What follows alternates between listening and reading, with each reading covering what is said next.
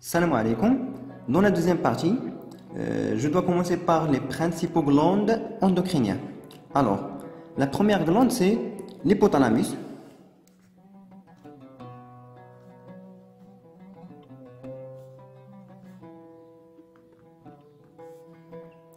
On l'appelait aussi neurohypothalamus.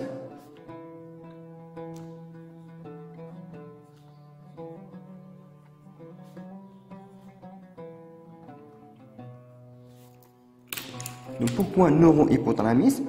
Parce que l'hypothalamus, il s'agit d'une structure du système nerveux central. Donc au-dessous de l'hypothalamus existe l'hypophyse.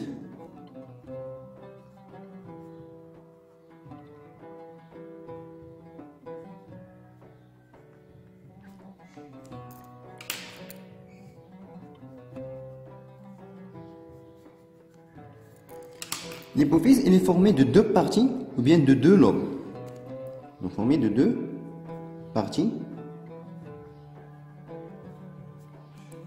Donc on a le lobe antérieur,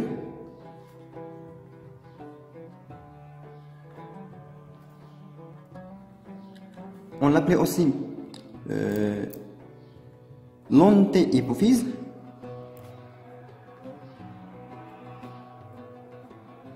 Ou bien l'adénohypophyse.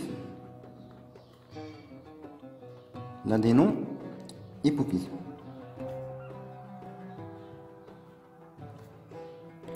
Donc, l'hypophyse est formée de deux parties, ou bien de deux lobes. Un lobe antérieur qu'on appelait l'antéhypophyse ou l'adénohypophyse. Et un lobe postérieur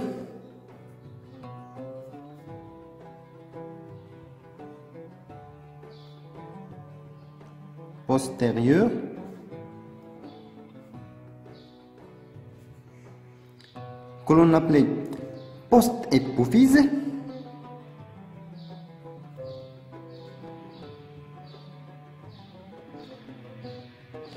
ou bien neurohypophyse.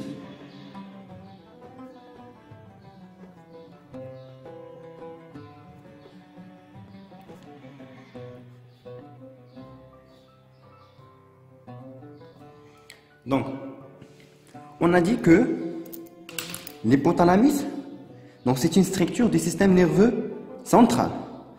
Donc, il a la structure très bien de l'hypothalamus, par exemple comme ça.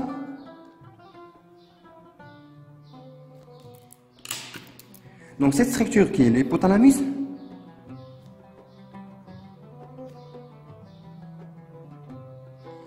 donc, il est formé de plusieurs noyaux. Donc, on trouve des noyaux dans l'hypothalamus, donc on a plusieurs noyaux au niveau de l'hypothalamus. Lorsqu'on dit noyau, ça veut dire c'est un ensemble, c'est un regroupement des corps cellulaires des neurones. Ok? Donc par exemple, le noyau paraventriculaire et le noyau supraoptique. Donc, c'est un مثال وصافي. Donc maintenant, هذا le noyau paraventriculaire.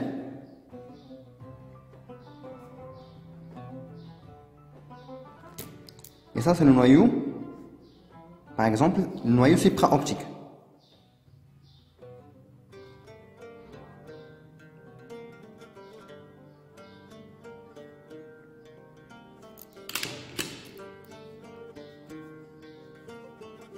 Donc, ces deux noyaux contiennent les corps cellulaires des neurones qui produisent deux hormones. Ce sont l'ADH, c'est-à-dire l'hormone antidiurétique, et l'ocytocine. Donc, au niveau de ces neurones, on trouve seulement les corps cellulaires. Ce sont les corps cellulaires. Donc, des neurones. Donc, parce que le neurone est formé de trois parties. On a un corps cellulaire, l'axone et les terminaisons synaptiques. Mais la terminaison neuronale. Donc, dans le corps cellulaire, on trouve le noyau et les différents organismes de la neurone.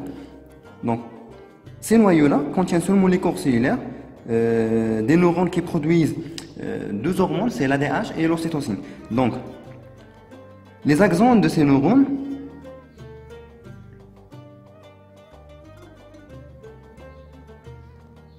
se terminent au niveau du lobe postérieur de l'hypophyse, c'est-à-dire au niveau du neurohypophyse. C'est pour cela qu'on l'appelle neurohypophyse, parce que contient les axones et les terminaisons neuronales, les terminaisons synaptiques de ces neurones-là. Donc, considère ça, par exemple, ça c'est le neurohypophyse.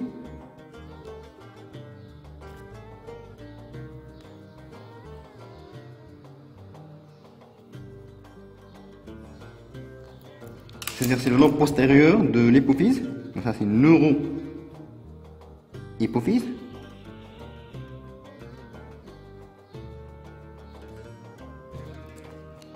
Donc à ce niveau-là, on trouve les capillaires sanguines.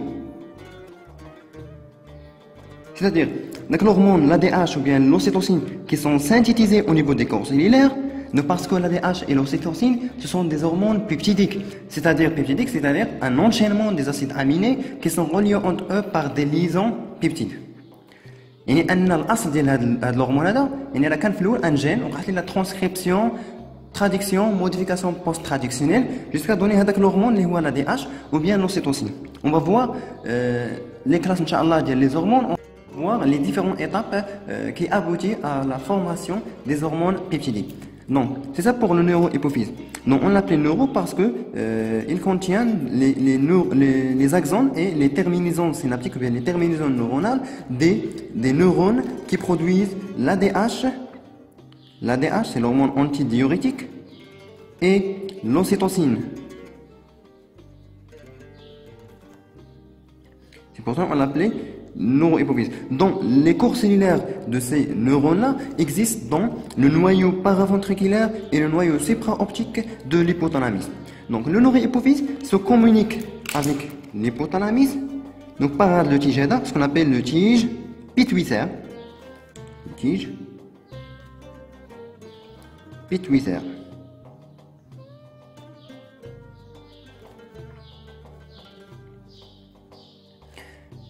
Donc parce que l'hypophyse, on l'appelait soit l'hypophyse ou bien la glande, on l'appelait aussi la glande pituitaire. J'ai oublié ça.